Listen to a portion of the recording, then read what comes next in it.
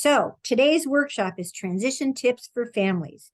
I will be presenting along with my colleague, Karen Price, co-director of Family Support Education at the Vermont Family Network. Thank you all so much for joining us today.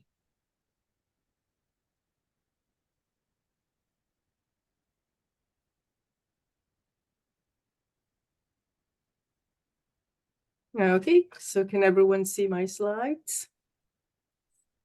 Okay, so welcome to our presentation. We're starting off with a quote to plan for the future, because that is where you're going to spend the rest of your life. So Martha and I have been working for the Parent Center for approximately 20 years. We have prepared this presentation for the many parents that we have supported over the years.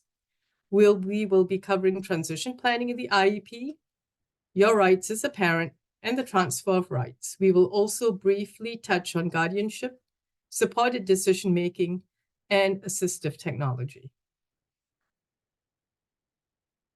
So IDEA, the Individuals with Disabilities Education Act, is a federal law that ensures all children with disabilities receive a free, appropriate public education that emphasizes special education and related services and prepares them for further education, employment, and independent living.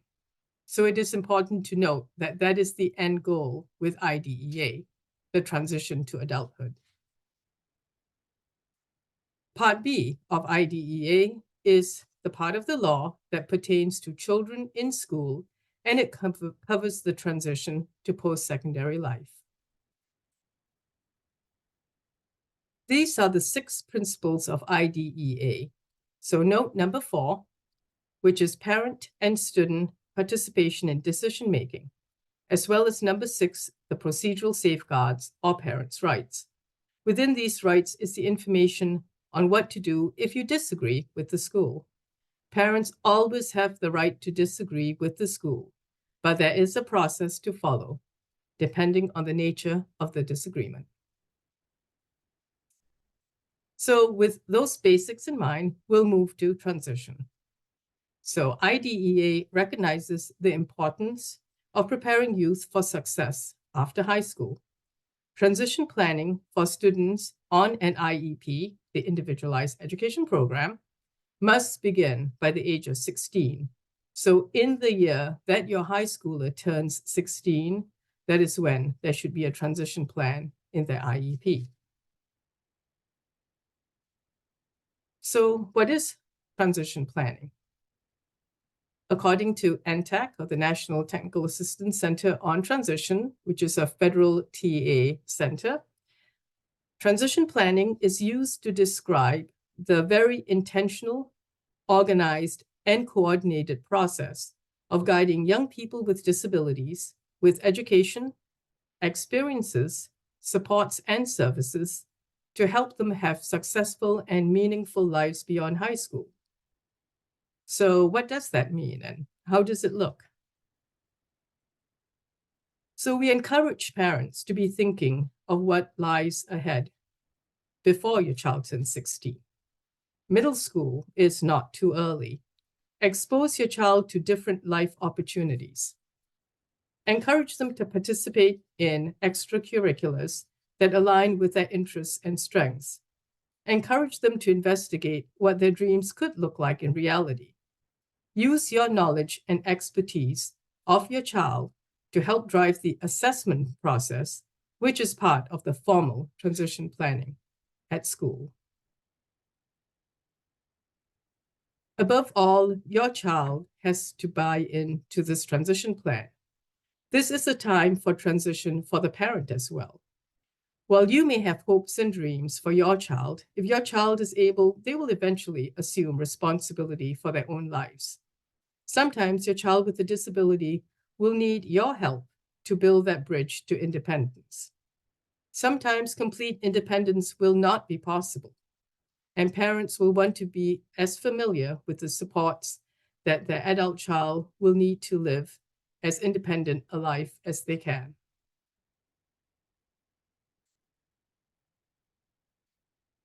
If your teen is able and expresses interest, they can lead their own IEP meeting. The team should work together to support your youth in taking the lead as much as they are comfortable with. There is no one right way to hold a student-led IEP meeting. The challenge is for youth, teachers, and parents to find creative ways to involve the youth in exploring themselves and their needs and provide ways for the youth to have a voice in creating their goals and planning how to achieve them. As a parent, you can talk to your child about their disability, share your own IEP preparation experiences, help your child to understand and navigate the IEP process. As always, student participation throughout the IEP process should be individualized and based on their age, needs, and abilities. The IEP team identifies assessment tools based on all the input. This is when parents can and should provide valuable information. There are assessments for behavior, aptitude, interests, work values, personality, preferences, self-determination, work-related temperament, and others. There are assessments such as MAPS, making an action plan with person-centered processes, and COACH, choosing outcomes and accommodations for children that emphasize meaningful family involvement. COACH encourages parents and professionals to think how choices about the educational curriculum can influence broader life experiences and opportunities for a youth with disabilities. Self-advocacy is the ability to speak up and advocate for your own needs. Your high schooler should have opportunities to learn and practice self-advocacy skills as part of their IEPs. Even if your child does not have the ability to make big or abstract decisions, they should be given the opportunity to exert self-determination and to make choices that fall within their ability to comprehend. This flowchart outlines the transition process. In the next slides, we will go through some of these steps. So we have already talked about transition assessments that you see at the very top. The assessments must consider both the chronological and as well as the developmental age of your child.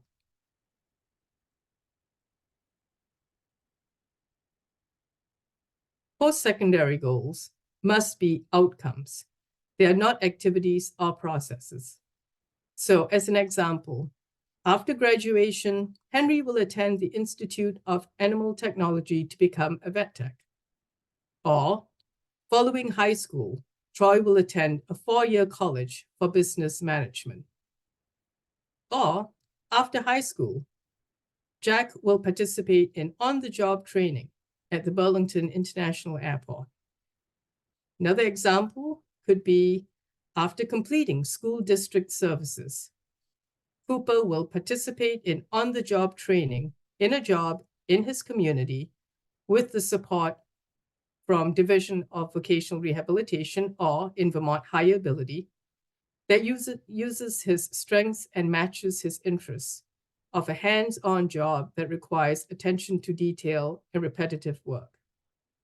And yet another one, following exit from the 18 to 21-year-old transition services, Paula will live at home with her parents and support from her in-home personal care attendant. She will choose what she wants to wear, and she will assist her home caregiver with dressing. Post-secondary goals should be measurable. It identifies an outcome, not a process, and is future-based, as in after the student is graduated. Post-secondary goals are written in the areas of post-secondary education and training. So where and how your child is going to continue to work and or develop skills or study after graduation. Employment. Where is the young adult going to work and engage in productive activities after graduation?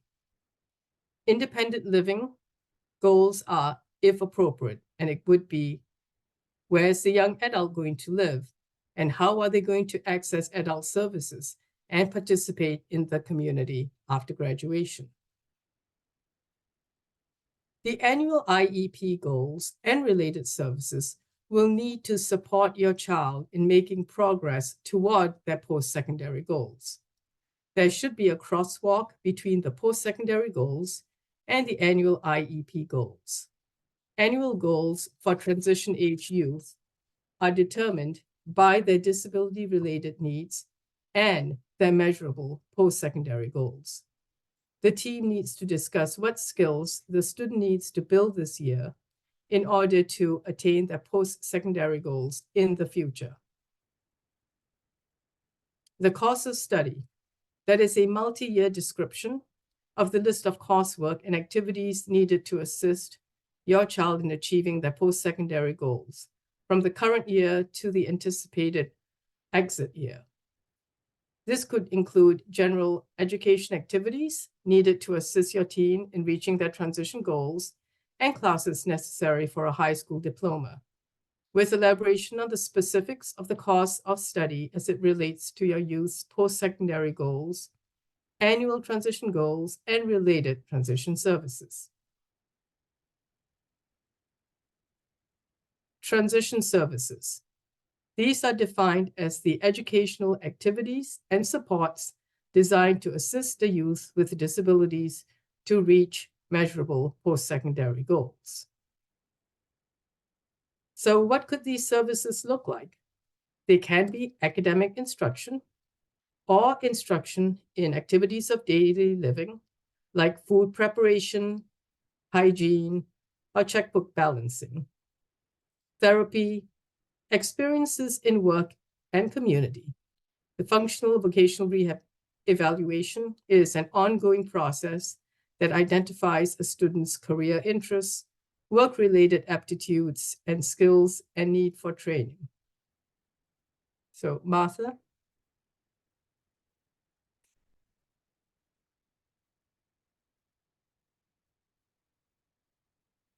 Martha, you're still muted. Thank you, Karen. So thank you for all the information, Karen. I think now we're going to move into some of the ways in which students can look at their transition planning. We can talk a little bit about what's called flexible pathways, or Act 77.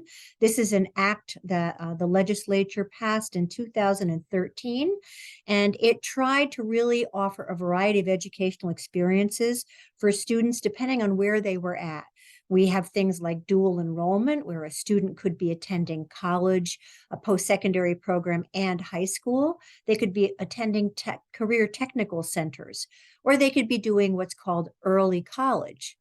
Students would also have personalized learning plans where they help craft what type of learning plan they would like. And that personalized learning plan can also be the key to supporting a student who is on an IEP with their transition planning and work-based learning. Next slide, please. So when we think about transition age youth, and as Karen mentioned, a transition plan has to be in place by the age of 16. What families need to know is that you can start thinking about transition planning as early as age 14, so that by the time the child is 16 or the youth is 16, there has been some thought and consideration into what that plan should look like. And when we think about transition planning, we think about what are the adult agencies that we might need to connect with, and who are those adult agencies? One of them is called Hireability. And for many of you who are familiar with some of the agencies in Vermont, they were previously called vocational rehabilitation, and they are now called Hireability.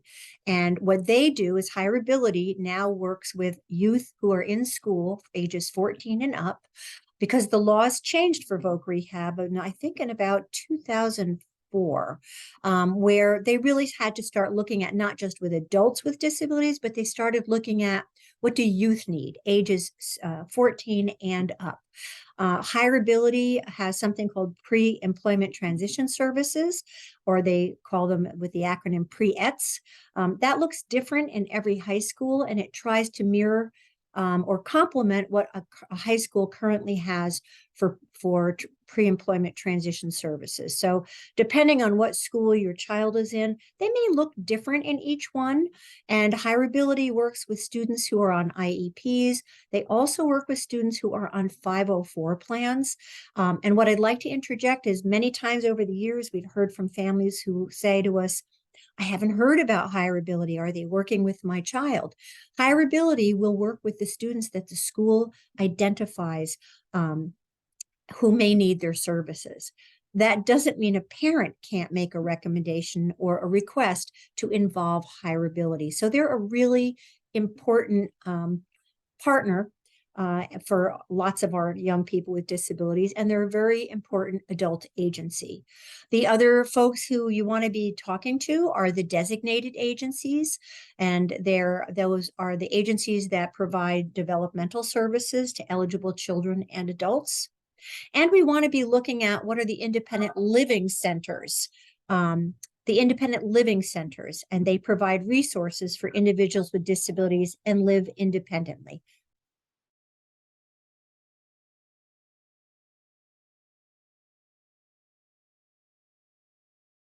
I apologize for the ringing in the background. We also look at assistive technology. And what is assistive technology, or what we call as AT? It's a device or any kind of an item or a piece of equipment or a product that is used to increase or maintain or improve functional capabilities of an individual. That could be something like a computer. It could be a pencil grip. It could be a software program that does voice to text. So there are many different kinds of assistive technology that hopefully your IEP team or your 504 team could really help identify what kinds of assistive technology would help remove barriers to your youth's learning experience, or down the road, your youth's employment experience. Assistive technology can also be a service, and that's any kind of a service that directly assists an individual with selecting, acquiring, or using assistive technology device. It can range from high tech to low tech. So it's really many things. And I'll also put a plug in here, for parents whose youth do need assistive technology.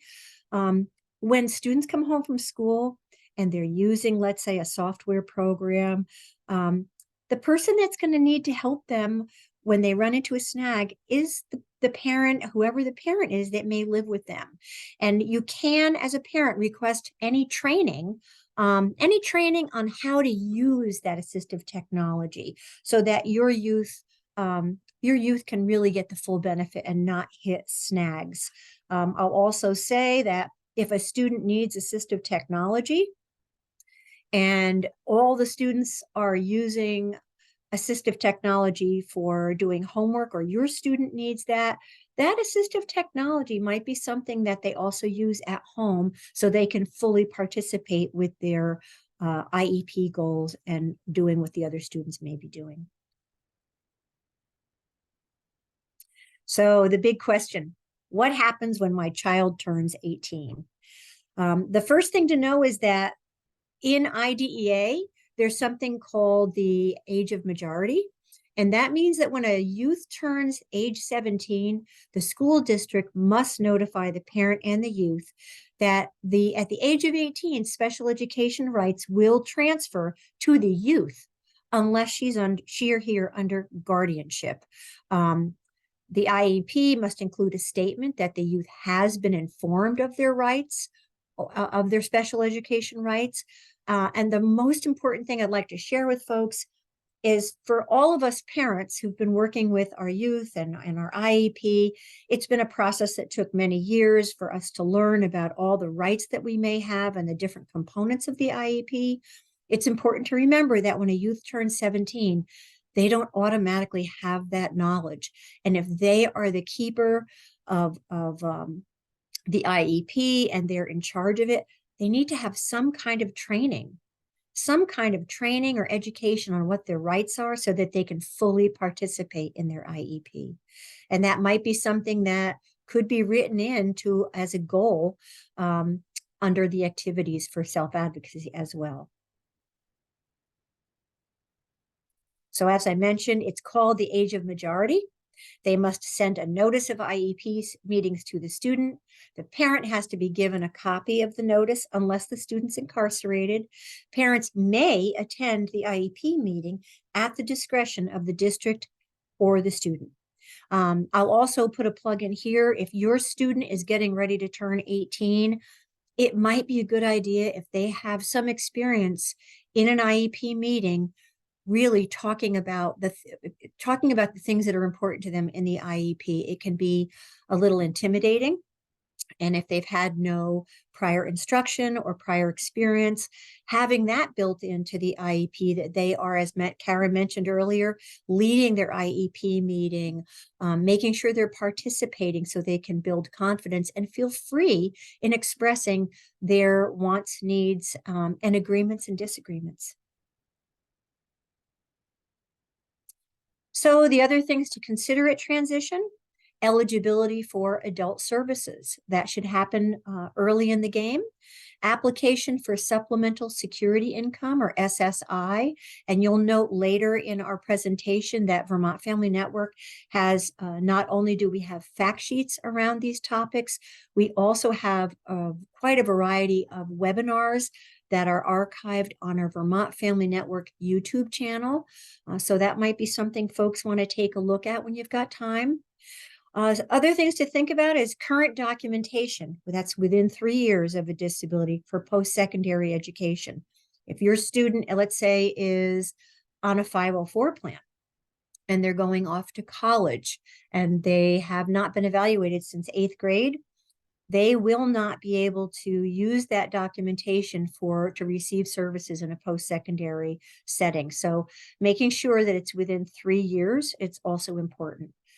The other thing to consider is before they turn 18, and a transition topic is guardianship, and learning about what the alternatives are to guardianship.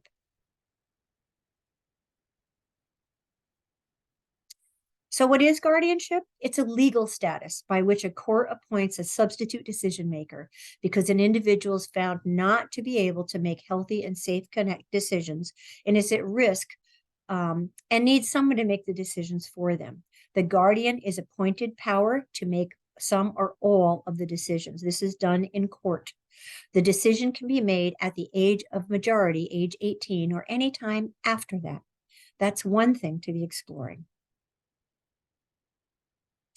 Another thing to be exploring is what's called supported decision making. And that's when a person with a disability exercises their right to make decisions for themselves while accessing a support network of their choosing. I will also say that it's important for parents to know about what supported decision-making is prior to the student turning 18. And I will say that the Agency of Ed is working on a document to make sure that IEP teams are also talking about this. The more information families have, the better decisions that will be made. And there are lots of resources on supported decision making. You're welcome to look at the Vermont Family Network website, and specifically our Vermont Family Network YouTube channel has wonderful webinars on this, and the Transition Toolkit also has a chapter on this with lots of links embedded for anyone who may have additional questions on these topics. Other considerations at transition: the IEP decision regarding the graduation date until 22 if your child remains in school past the age of 18. And at this time, I'd like to say that at Vermont Family Network, we're not surprised when we get phone calls from families who thought their student was staying until the age of 22 and found out late in the game that all of a sudden this spring, your child is going to graduate. And a parent may feel as though that may not be the most appropriate decision for their child. A parent can use, if they have guardianship and their child's over the age of 18, a parent can use their parental rights to disagree with that. And it's really about having access to transition services. So if a parent feels as though this is not an appropriate decision and they are an important part of the IEP team, the parent can formally disagree with that decision because they are not in agreement with the graduation date, because they feel as though their child has not had access to transition services. The other thing to talk about is years ago, sometimes students who really could have stayed into school longer didn't choose to do so because it was so important that the students they went to school with from maybe kindergarten all the way up, all their friends are graduating. And they didn't want to stay in school longer because they would miss out on that graduation. The wonderful thing that happened with lots of people advocating is a law was passed that students who are on IEPs are allowed to walk with their class even if they have not graduated, and they're allowed to participate in any graduation activity, whether it's a trip, a senior trip, a formal dance, anything like that. So that's really great news for our young people in the state of Vermont. Other things to think about are selective service for military and voter registration. Employment and income. Hopefully our young people have connected with higher ability, and they are connected to look at all the different pre-ETS programs and employment opportunities, from internships to work-based learning. There's a lot out there. Things to think about are also things like healthcare. If you have a young person who has some significant or not significant healthcare needs, that might be something to want to talk about in your child's transition plan.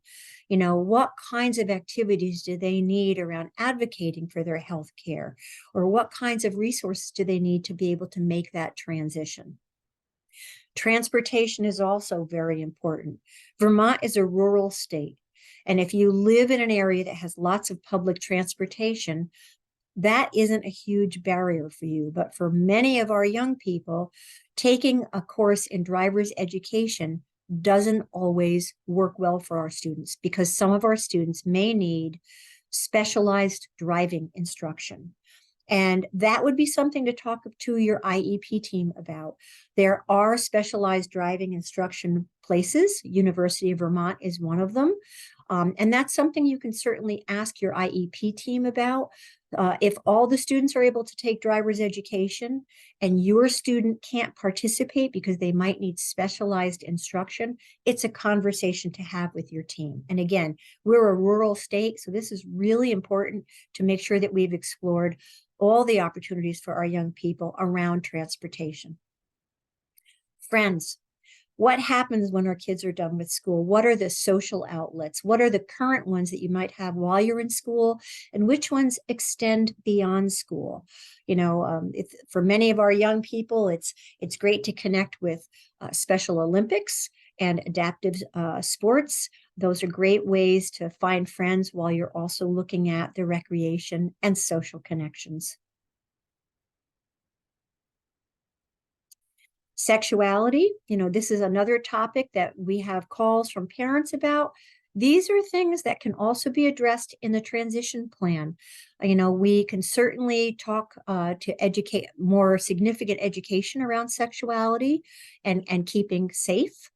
We can also talk about housing options, independent living skills, safety, and self-advocacy. The IEP is a wonderful vehicle for students to be able to have built-in activities around self-advocacy. So, I don't know how many of you have heard of this before. It's called the Summary of Performance, or the SOP. Upon graduation, the school will provide the youth with a summary of performance. This is something that the youth and the family should be involved in developing and reviewing to ensure that it accurately reflects their strengths and needs. This is a really helpful thing that can help a student as they exit high school. And it's something that families and youth develop with the school. So if you're not familiar with it, it's a good time to be asking your school about it. It describes the youth's academic achievement and functional performance. It considers the youth's preferences, interests, strengths, and needs. It includes recommendations to assist the youth in achieving life goals like employment, post-secondary education, and independent living. And it identifies needed accommodations and strategies for success. This tool would be very helpful in getting ready for a post-secondary opportunity and an employment. So, transition tips. Brainstorm questions about the necessary skills for successful transition to adulthood. Help your school team develop evaluative questions for transition planning. We've often said to families, your transition plan is as good as the questions that you ask. We as parents are not supposed to know everything about the transition plan, but we do know our child's strengths, we do know our child's challenges, and those things that we know help us develop questions that can drive a really good transition plan. Become familiar with agencies and systems that are offered in the adult world for youth with disabilities. And please contact Vermont Family Network for support and speak to our family consultants. So topics we've covered: transition planning as part of the IEP process, transition services, transfer of rights, overview of guardianship and supported decision-making, and tips for parents. So what parents wish they knew? Have hope. Things can look really different than they did when your child was really young. And dream big. Have high expectations, have high hopes, and always remember, everyone has strengths. The picture you see today is not who your child will be in the future.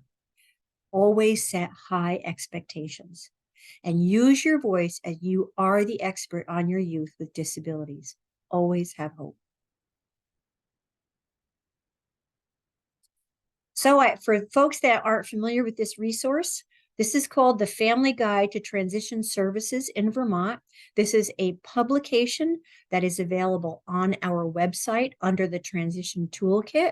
It can be downloaded, it can be printed. We also had a very generous donation from the Agency of Education where we have many printed copies. So if you're interested in a booklet like this, you're welcome to call our office and we'd be happy to send it out. And we have the Transition Toolkit for Youth with Disability. This is through an initiative with Hireability. They funded Vermont Family Network to create this a few years ago. It is a live toolkit, which means it's not something that you're going to be downloading chapters. It's an electronic toolkit that has lots of links embedded to sites that are helpful for you. There are many, many chapters. And again, thank you very much to Hireability for helping us and funding us to develop this.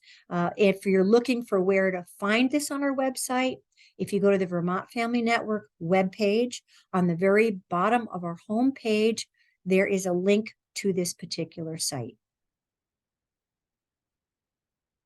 And thank you. Thank you, Karen, for your presentation. And we're now showing all the resources that we have.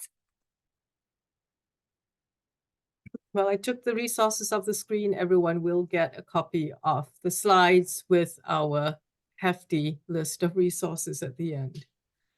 So this would be the time that we can look at questions. We did get a couple that came in before the presentation, and I'm thinking perhaps some might have come in during the presentation. But so Martha and I will look at the questions. So the first one we have here is, can you talk about accessing resources when a child is homeschooled and does not have opportunities through the public school? So kids who are homeschooled do not have an entitlement to FAPE or to the IEP, but the school can provide a services plan or an IEP in a limited area. So it could be that your child is homeschooled, but has an IEP for math and attends math classes and gets all of the protections of special education. So that can happen with transition services too, but it is important to note that that would be at the discretion of the school of whether or not your youth does get that IEP for transition services. So you would have to talk to the school district to see what can be done. And just as a matter of homeschooling, that even outside transition services, a child can take a percentage of their classes in school as long as they have enough homeschool subjects to be able to be considered a homeschooler. And the Agency of Education has a good FAQ sheet on special education and homeschooling. So Martha, I'll give you. I'll take the next question if you'd like. Go ahead. So the next question that was sent to us was, how do I support my child in finding a job as entry into work life? My advice would be contact Hireability. They certainly have many different programs that can help your child find a job, and they do something called progressive education, progressive employment. There are lots of programs that they have that can help a student. So if you haven't connected with Hireability, you certainly can contact them on your own if you have not made that connection through your school. Okay, we had one question about finding grants for programs that don't offer regular financial aid, funding resources. So that's always a tricky question with finding funding. On our website, we do have a publication and information about grant funding for families whose children have disability or special health needs. I don't think there's a whole lot there that's specifically for anything around higher education. I think that's a tricky area to find funding, as that generally does come from the school itself. And then we have another question. My child turns 18 this year. What do I need to do to prepare for this? Will the Katie Beckett funds end? So Katie Beckett ends, it is for children until they reach the age of 18. So it's under 19. They remain eligible for Katie Beckett waiver while they're still 18, but it does end when a teen turns 19.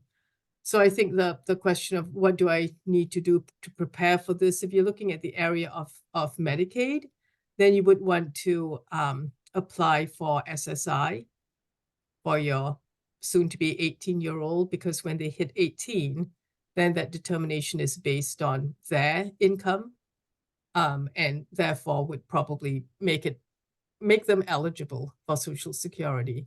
And Medicaid generally comes with Social Security in Vermont. We do have a fact sheet on Social Security, but that would also be a question that you could ask of the transition counselor, because they have a benefits counselor, I believe, in Hireability. Is that right, Martha? Yes. I'm also looking, I'm not able to see any chat. Have there been any other questions that have come in? Yes, so there's one that says, how do you plan early if you don't know if your youth is eligible for adult services until almost the end of the school year? So I'm thinking that when we're talking about planning, it wasn't maybe specifically around adult services, though the eligibility piece is, it's on their, it is on their websites. For example, the eligibility for developmental services it's an IQ cutoff or diagnosis of autism spectrum disorder if there are also deficits in the living skills. So while you might not be able to get an answer till the evaluation in developmental services, there's usually a pretty good idea based on the evaluations that your child has had in school of whether or not they would qualify. But it is true that until you are evaluated by the designated agency, you might not get a final answer. But I think when we talk about planning early, we're sort of looking at that whole picture of of what the future could look like in order to be able to be ready when you hit the formal transition process in school, which is 16.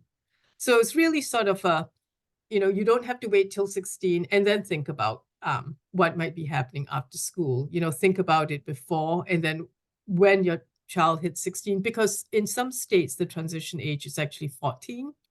And so in other states, not Vermont, there's a transition plan in a child's IEP where they hit 14. But even though it is 16 in our state, we encourage parents to start thinking early. So then when you hit 16, hopefully you're more prepared to go through that transition process effectively.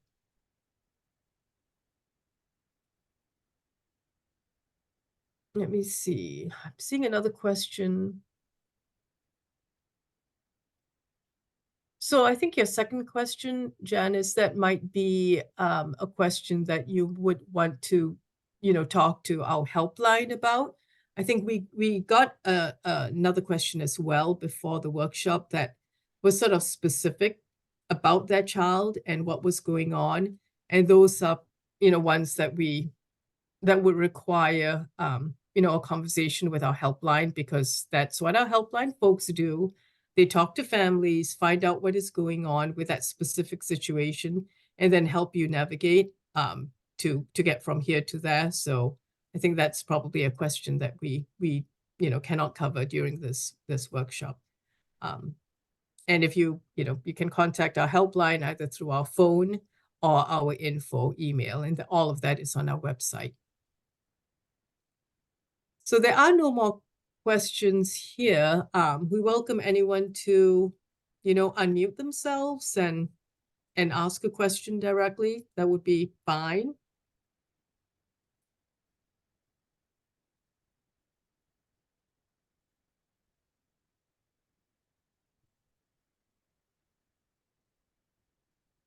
Well, Karen, it looks as though we don't have any other questions. So I'd like to say thank you to Karen. You gave us lots of really helpful information.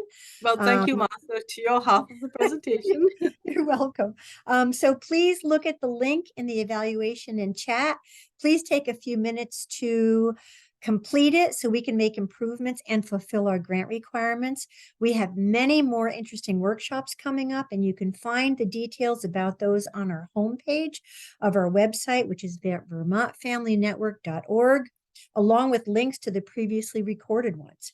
We have tons of information on our website, and getting connected with us is easy.